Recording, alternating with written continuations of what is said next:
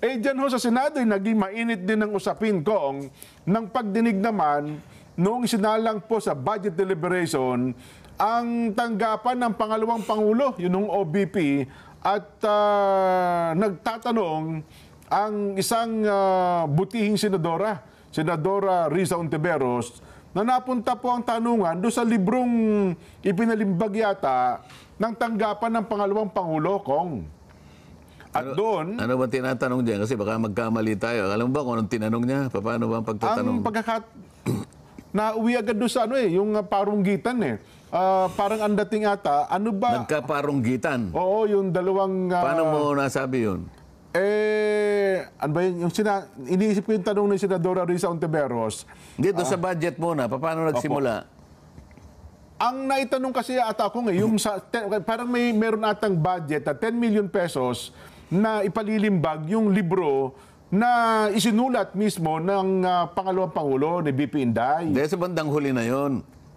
Okay. Siyempre may pinagmulan yun. Ang pagkakabanggit, ito, nabasa ko lang naman sa mga dyaryo kasi dyan. Siyempre, ang Senado, gaya rin namin sa House of Representatives, katungkulan namin na himayin yung budget. Tama po naman yan. Ng lahat ng ahensya o opisina ng gobyerno. Kung nga yung opisina ng Pangulo, subject to budget analysis yan. No? Totoo. Talagang hinihimay, tinitingnan talaga. No? Ganon din ang Vice President. At saka lahat ng ahensya nababudgetan ng ating national budget na tinatayang 6.325 trillion pesos. Yes po. Na ito'y nakalatag sa iba't ibang departamento, ahensya ng ating pamahalaan. So isa dyan ay ang opisina ng Vice President. Ang pagkakaalam ko, sang-ayon doon sa mga accounts sa periodiko dyan, tinatanong ni Senador Risa Ontiveros, kung po pwede na lang ipagkatiwala doon sa mga ahensya na kapareho din naman pala ang pinaglagakan ng pondo ng Vice President. Halimbawa, yung tungkol sa serbisyong pag-aaral, edukasyon. Department of Education. Meron siyang allotted budget for education. O anumang aktibidad na nauukol sa edukasyon. Sabi niya, doon na lang natin ilagay lahat. Para sa gano'n, naka-streamline na lahat yung serbisyo. Isang departamento hindi yung na lang. nag-overlap, hindi yung nagkakaroon ng overlapping. Nagdi-dispense ito ng ganito, ikaw din meron kang ganyan. Pagkatapos doon naman sa health, sabi niya, sa ating pangkalusugan. Ipadaloy mo na rin kanya doon sa ahensya na nakakaalam ng bagay na ito. So, Department of Health, ano? Ito na naman pabibigay ng kung ano-anong ayuda. Ipadaan mo na rin sa DSWD. Yun naman ang kanyang tungkulin talaga eh. Bakit ba kinakailangan kanyang meron ka at meron na rin ito? Sabi naman ni Vice President Sara, kasi naman kanya, bilang Vice President, ako rin naman ay kinikilala ng ating mga mamamayan na nakapagbibigay, nakapagdi-dispense din naman ng ganitong mga serbisyo. Hindi mo naman mayaalis, sabi niya ganon, napupuntahan ako ng tao. Alam mo, totoo yun dyan eh. At practice naman talaga yun, Kong. Sa amin lang eh. Ako ba'y tagabigay ng... hindi namin tungkulin yun eh. Ang tungkulin lang namin, siguro kung...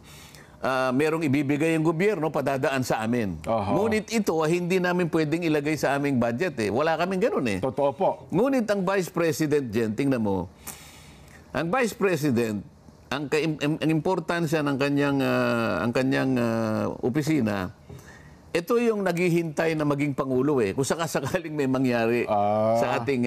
ito yung succession, Ito yung ating saligang batas dyan eh. Tama. Ang ating saligang batas, meron talagang isang opisina na pinaglalaanan na kung may mangyayari sa ating Pangulo, kailangan may papalit. Yun lang naman ang kanyang Kumbaga sa sasakyan, sabi nga natin, reserva. Alam naman ng Vice President yun eh. Totoo naman po. Reserva ka. Di ba? Reserva ka. Yun ang ating tuntunin eh. Yun ang sistema ng ating gobyerno. Kinakailangan ay merong continuity. Yes. Ngayon, dahil ikaw ay Vice President, tinitingala ka rin ng ating mga babayan. Alam nila na kapag di-dispense ka rin ng serbisyo. Halimbawa, may dumating na tao sa kanyang opisina, grupo ng mga tao na nangangailangan, Madam Vice President, pwede po ba niyong tulungan naman kami sa aming napakalaking pangangailangan? Sasabihin ba na ano po ang pangangailangan nyo? Ito pong mga ganito, pumunta po kayo sa departamento na ito pong ganyan. May mga kalusugan po problema kami. May masasabi yung tao eh. Okay. Ano ba naman yung bigyan mo rin siya ng konti? Sapagkat may darating din naman eh. Hindi naman mauulit yung binigay niya eh. Di ba?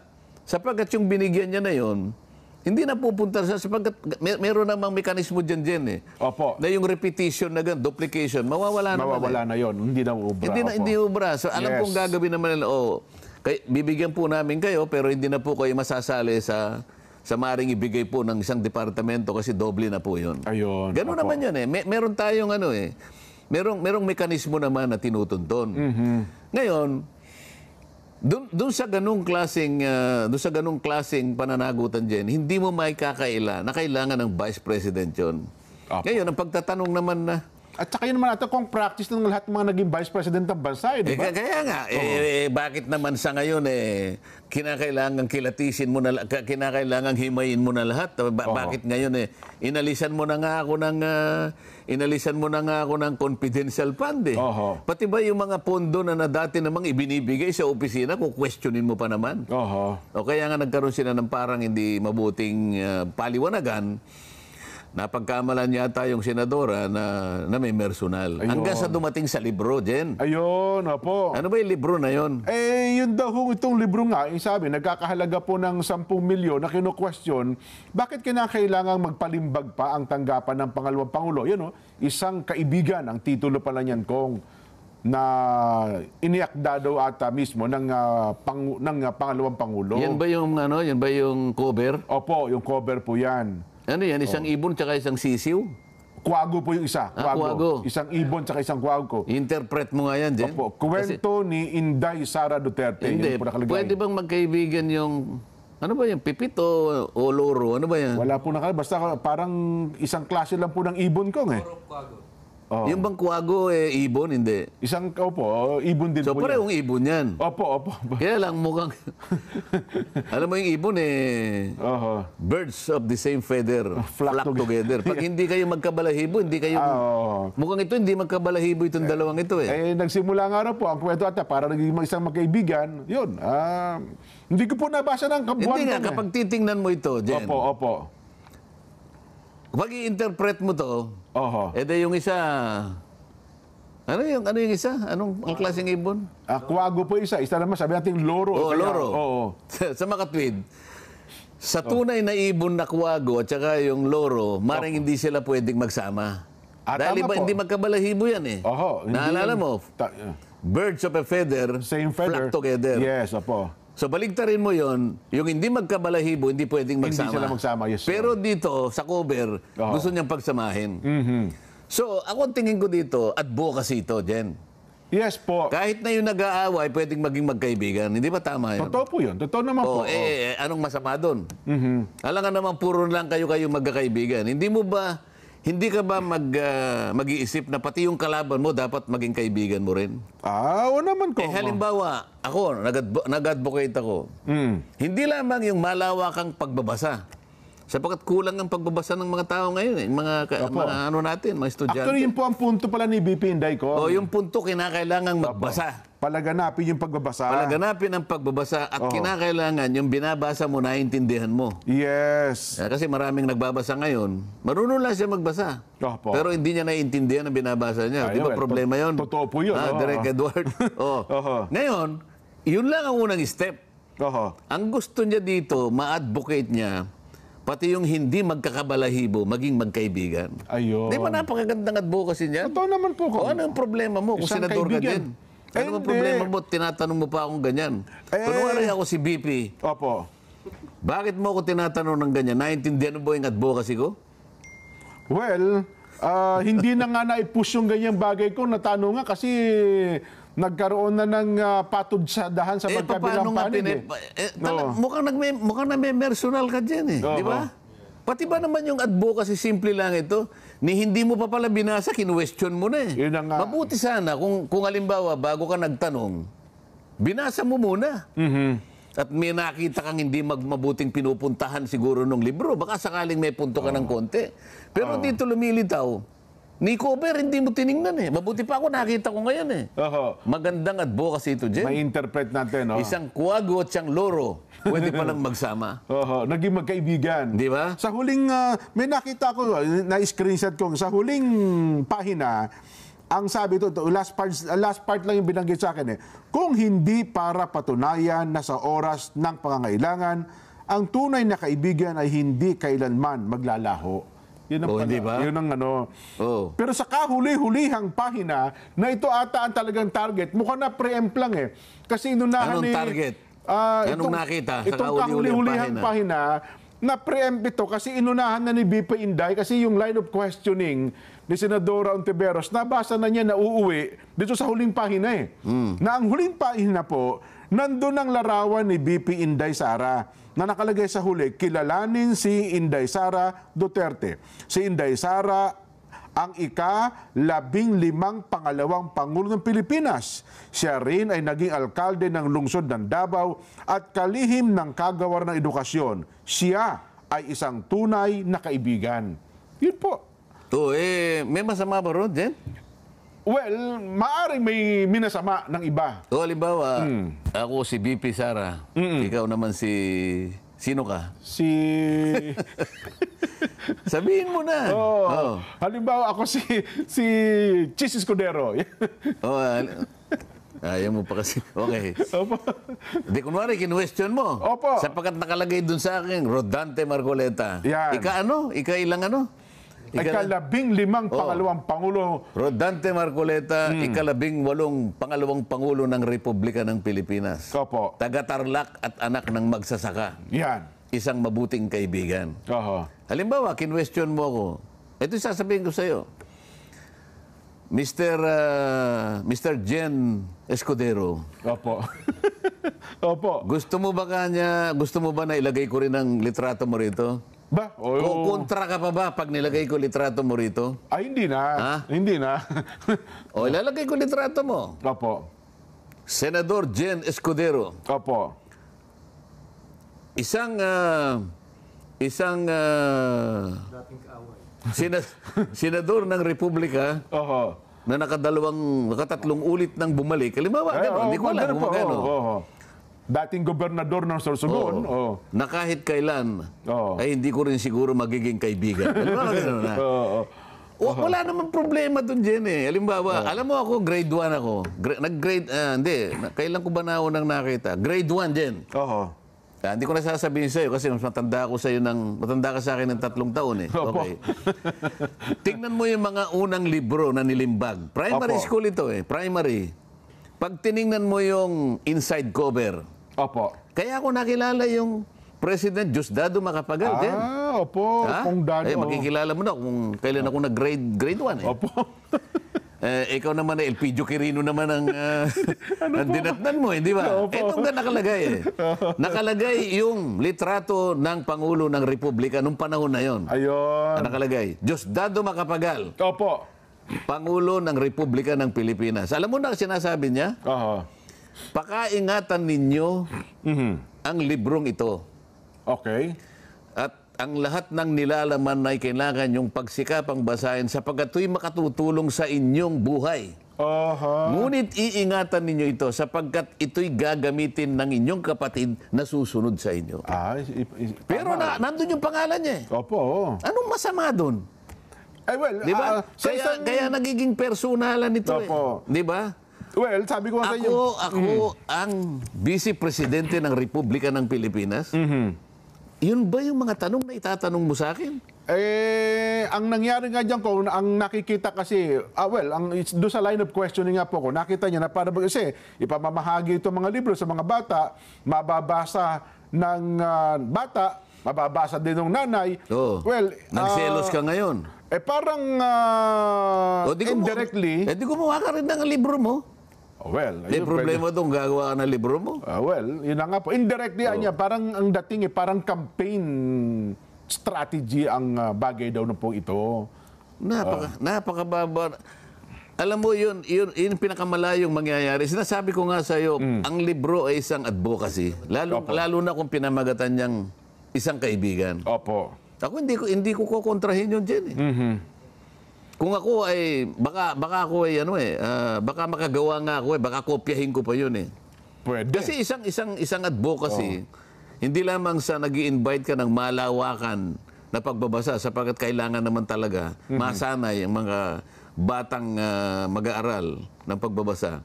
At pagkatapos yung advocacy mo, kahit hindi kayo magkabalahibo, nakagaya ng sinisimbolo ng cover ng libro nito, hihikayatin ko siyang maging kaibigan. Yun ang dapat natuntunin paano kasi, ang pinag-uusapan, tama siya Pinupolitika lahat yun na nga po. Di ba? Kung ako si Senadora, pwede bang ilagay mo ako dyan ang nihil obstat? Ako ang imprimatur. Mga ganon. Para lang maisama ko rin yung pangalan ko dyan siguro, di ba? Wala naman siguro masama doon. O kaya sabihin niya, pwede mo bang palitan yung title? Kasi Kuwago at saka Loro at saka Kuwago. O di pareho silang may litrato ngayon. Ayun. O si BP Inday, Loro, yung isa Kuwago, di ba? Tapos ang title, Ang Magkaibigan. Okay na yan, di ba? Para walang usapin tungkol dyan. Ang libro pala kong ay kwento ng isang Kuwago na nawalan daw po ng isang kaibigang ibon at tahanan dahil sa isang bagyo. At isang pala kaibigan na Loro ang tumulong sa kanya na muling itayo ang kanyang pugad. Yun palang pinaka-gist ng storya. Di tama-tama ngayon. Nakahanap tayo ng Kuwago, di ba? Opo. Mukhang maganda yung pagkakabanat ng dalawa Ngayon, nakita mo ngayon kung sino yung Loro at kung sino yung Kuwago. Well, Vox Populi. siguro, tanong natin sa kanila, dapat bang masamain, ano? Ano ba ng tanong mo? Sino mang Kuwago at sino yung Loro? Ano ba naman yan? Baka sabihin, ito sa ganang mamamayan ginagatungan pa yung... Ang saganang mamamayan dyan ay peacemaker. Ay, opo, tama Kailangan ipaalam natin sa mamamayan, ito pong programang ito ay hindi po pinagmumulan ng pagkakanya-kanya. Hindi po. Kami po ay peacemaker. Pag nagko-comment po kami, ang gusto namin, yung mga Kuwago at saka mga Loro, maging magkaibigan. Magkaibigan. Dinidiscuss po natin sapagkat ito po ay merong napakalaking significance sa lipunan. Sapagkat kapag naipunla po natin ang pagkakaisa, ay napakaganda po sa bansa natin. Kaya po ina-analyze natin, dapat po kung mga senador kayo, pag magtanong naman kayo, wag naman po yung... Bakit sabi ni Senate President, karapatan naman anyo ng mga senador na magtanong. Wala tayong debate sa karapatan nilang magtanong. Totoo naman po. Sapagkat naman yun. Ngunit, trabaho talaga nila yun. Ngunit, kayo po'y nakikita at naririnig ng mamamayan. Kaya yung pagtatanong po ninyo, ayusin nyo. Sapagkat kayo po ay susukatin sa uri ng mga tanong na itinatanong ninyo. Bagay, diba? Tama kayo dyan, Kong. Yun ang atin. Di ba? Vox Populi. Di tuloy na, doon sa atin. Dapat bang, gusto ko sana tanong sa kanila, Kong, kung dapat bang, sang-ayon ba silang ituloy na lamang yung pagpapagawa ng libro ng tanggapan ng pangalawang Pangulo? Kasi kino-question nila, parang plano ata ngayon ay hindi na ito ituloy. Pagka ganun tinanong natin, parang sinakyan natin yung walang kakwenta-kwentang pagtatanong na yun. Diba? Siguro sabihin na lang natin, ganun ba dapat ang paano ba yun? Kasi ang gusto natin kasi puro policy questions Okay. Policy questions na ang ibig sabihin, kailangan yung mga tanong ay talagang doon lamang nakasalalay, nakabatay doon sa budget. Alisin natin yung anumang personal na maaring maisangkot o motibong personal na nakasangkot doon. Kaya ang tanong mo, dapat bang ang pagtatanong tungkol sa budget ay meron pang mga personal na motivation. Ayan. May personal na motibo, no? Ng mga ganyan. Ay, sige. Dapat bang personalin? Ayan. Ang mga pagtatanong nauukol sa ating national budget? Yan. Sige. E di tanong natin yan, Kom. O sagot niyo po, opo, okay lang po yan.